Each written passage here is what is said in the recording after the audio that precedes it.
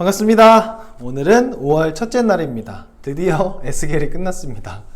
본문의 양이 많아서 에스겔을 큐티하는 것이 참 쉽지 않았는데 그래도 에스겔의 말씀 참 좋은 말씀입니다. 저는 개인적으로 예언서를 참 좋아하는데요. 저희 성격이 예언서가 맞는 것 같습니다. 5월 첫째 날부터는 시편이 들어가게 됩니다. 시편 참으로 좋은 아름다운 본문입니다. 시편을 통해서 사람들이 어떻게 하나님께 고백했고 그 고백을 통해서 하나님을 또 배우고 또 시편을 통해서 찬양을 배울 수 있고 기도를 배울 수 있는 그런 아주 좋은 본문이기 때문에 시편 역시도 아주 좋아하는 본문인데요. 시편에 대해서 좀 이야기를 하려고 합니다. 1편부터 23편까지 같이 큐티를 하게 될 텐데 시편의 전체적인 이야기를 좀 하고 들어가려고 합니다.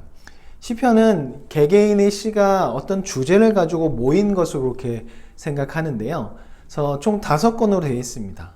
그래서 모세오경의 5권과 시편 5권과 같은, 그래서 그것에 맞춰서 총 5권으로 그렇게 모은 것으로 보여지고, 모세오경이 하나님을 배우고 또 하나님이 우리에게 요구하는 것이 무엇인지 배울 수 있는 것처럼 시편 안에서도 그것을 배울 수 있다는 것이죠. 사람의 고백이지만 그것이 하나님을 향한 고백이 되었고 또 이것이 성경 안에 들어옴을 통해서 시편 안에 사람들의 고백을 통해서 하나님을 배우고 또 하나님께서 어떻게 응답하시는지 그것을 배울 수 있는 그런 귀한 시간. 그래서 시편을 읽음을 통해서 우리는 찬양하는 법을, 찬양해야 하는 것을 배우고 또 기도해야 하는 것도 기도하는 방법을 배울 수 있게 됩니다. 총 5권인데 어떤 주제로 진행이 되냐면 1권부터 3권까지는 인간 왕이었던 다윗 왕조에 대한 것과 그 다윗 왕조가 바벨론에 의해서 패망하는 것이 나오고, 또 4권에는 출애굽 이후 광야에서 살아가는 그 삶, 또 그것과 동시에 패망 이후에 그 바벨론 포로지에 사는 그런 삶들을 이야기하고요. 5권에 들어가서는 하나님께서 우리의 왕이 되어 주실 때 진정한 행복한 삶을 살 수 있다는 것. 인간 왕은 우리를 인도할 수 없지만 결국 인간은 부패하지만 하나님이 우리의 왕이 되었을 때 완전한 왕이 되어줄 수 있다. 그래서 우리는 그 하나님을 찬양해야 된다, 의지해야 된다. 그것이 바로 5권의 내용이고 전체적으로 통합할 수 있는 것이죠.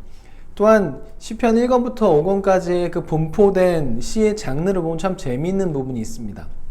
은혜가 될 수 있는데 일반적인 시편 안에는 여러 가지 장르시가 있습니다. 감사, 찬양, 탄원시, 제왕시, 시온시, 여러 가지 시의 장르들이 있는데 대표적으로 가장 많이 들어있는 시가 찬양시와 그리고 이 탄원시입니다. 우리의 마음을 탄식하는 탄원시가 있는데 그 중에서 찬양시보다 탄원시가 더욱더 많은 비중을 차지한다고 합니다. 그런데 1권과 2권과 3권과 4권과 5권으로 넘어갈수록 이 탄원하는 시가 점점 줄어들고 찬양하는 시의 비율이 더욱더 많아진다고 합니다. 처음 시작할 때는 탄원 시의 비율이 더 많고 찬양 시의 비중이 더욱더 작지만 5권이 되어서는 찬양 시의 비중이 줄어들고 찬양 시의 비중이 높아지고 탄원 시의 비중이 낮아진다고 합니다. 이것은 무엇이냐면 우리 삶에는 꼭 찬양할 일만 벌어지지 않는다는 것이죠.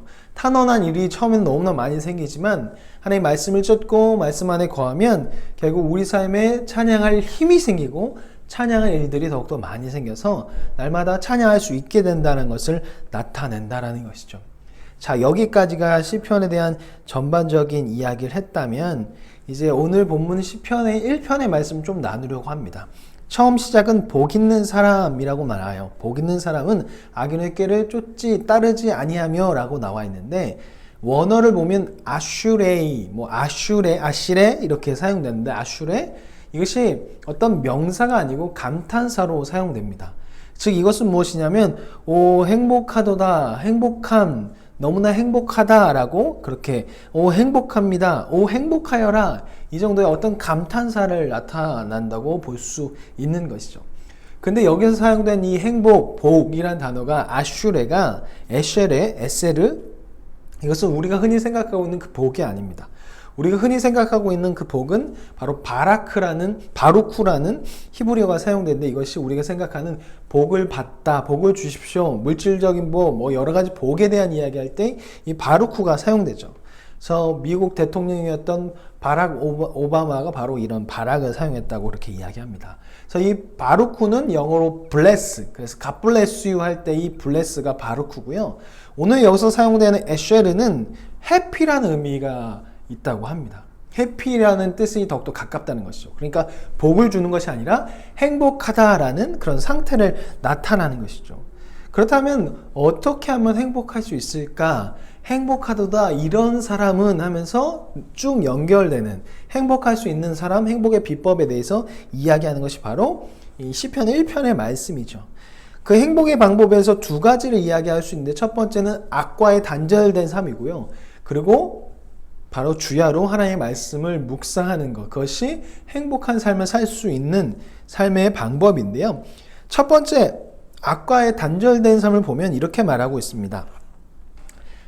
악인을 따르지 말고 죄인들과 서지 아니하며 오만한 자리에 앉지 아니하라고 그렇게 말하고 있습니다.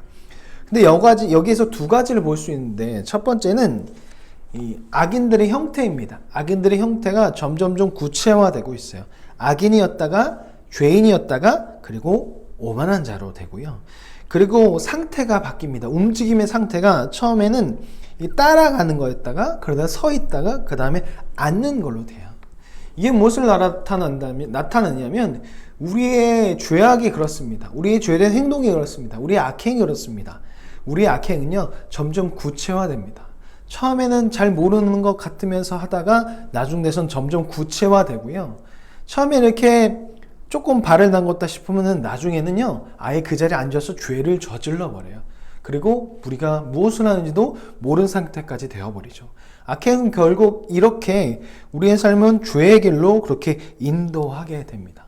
그렇기 때문에 우리는 이 죄악으로부터 멀어져야 행복해질 수 있는데요.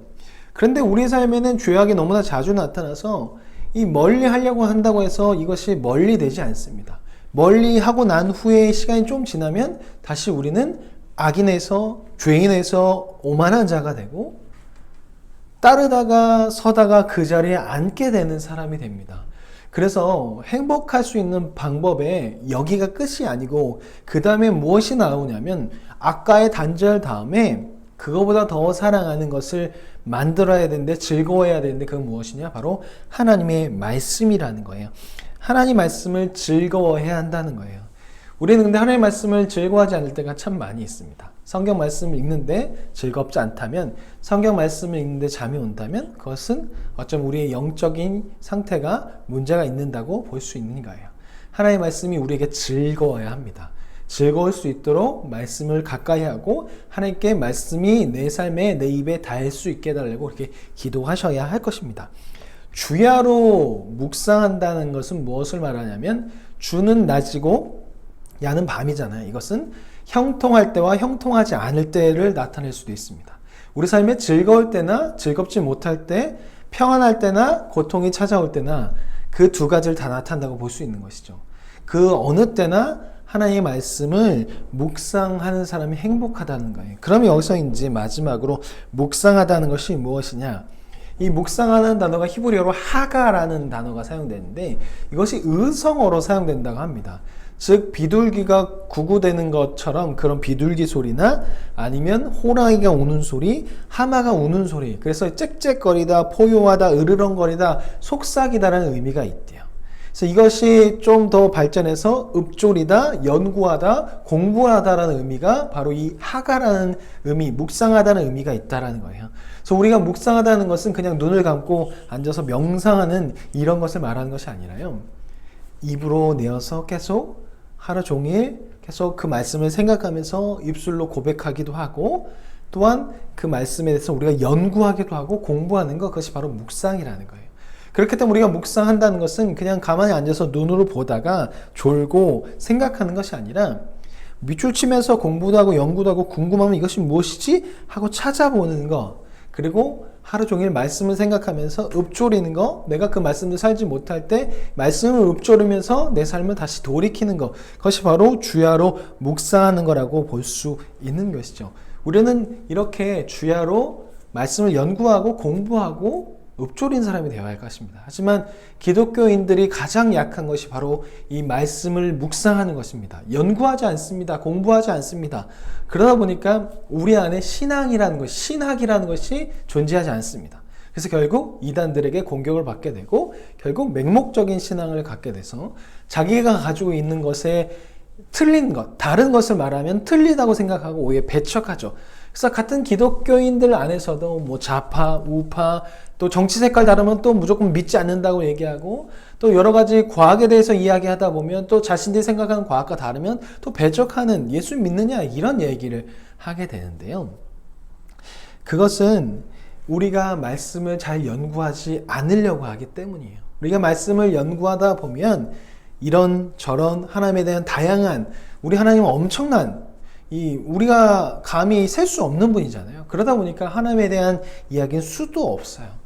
그렇기 때문에 우리는 하나님에 대해서 연구해야 되고, 내가 믿고 있는 그 하나님, 내가 믿고 있는 그 예수님이 어떤 분인지 잘 연구해야 될 것입니다. 그래서 그 연구한 것이 나의 믿음이 되도록 해야 할 것입니다. 그리고 철을 따라 열매를 맺게 된다, 형통하게 된다고 말하고 있는데, 여기서 한 가지 기억할 것이 있습니다. 그것은 무엇이냐면 열매는 매일 주어지는 것이 아니라는 거예요. 철을 따라 열매를 맺는다는 거예요. 그런데 여기서 또 하나 중요한 것은 1년만 맺는 것이 아니라 매년 맺게 된다는 것이죠. 즉 우리 삶에 어떤 열매가 맺혀진다는 것, 내가 원하는 때에 맺혀지지 않을 수도 있다는 거예요. 그렇지만 매년 그 열매는 꼭 맺혀진다는 것이죠. 우리가 기도한 것이 그날 이루어질 수도 있고 나중에 이루어질 수도 있어요. 그 기도했을 때가 열매가 맺혀질 때였으면 그때 이루어질 거고, 아직 때가 남았다면 시간이 지나고 열매를 맺혀진다는 것이죠. 하지만 그 열매는 꼭 맺혀진다는 것, 그것을 우리는 기억해야 할 것입니다. 하나님은 우리의 기도를 들으시고 우리에게 반드시 응답하시는 분이라는 것을 기억하십시오. 오늘 하루 말씀이 즐거워졌으면 좋겠고, 말씀이 계속 읊조리면서 내 삶에서 하나님에 대해서, 예수님에 대해서 믿음을 점검하시고 말씀을 연구하면서 하나님 더욱더 배워갈 수 있는, 예수님을 더욱더 배워갈 수 있는 사람이 되어서 행복한 사람이 되는 한 주가 되었으면 좋겠습니다. 자, 그러면 내일 뵙겠습니다. 안녕히 계세요.